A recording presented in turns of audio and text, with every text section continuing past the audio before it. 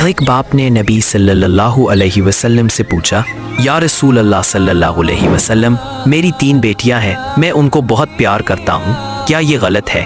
नबी सल्लल्लाहु अलैहि वसल्लम मुस्कुराए और फरमाया, जिसने 3 बेटियों को प्यार से पाला, उनकी तरबियत की, उनकी शादी की, क़यामत के दिन मैं और वो जन्नत में बहुत करीब होंगे। फिर एक और सहाबी ने पूछा, या रसूल अल्लाह सल्लल्लाहु, अगर 2 बेटियां हों?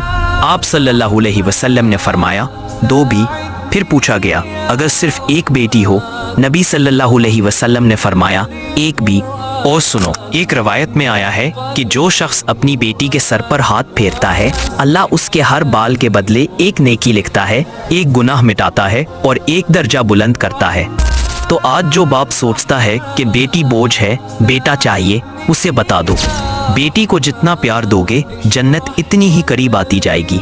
अल्लाह हम सबको बेटियों वाला मकाम अता फरमाए।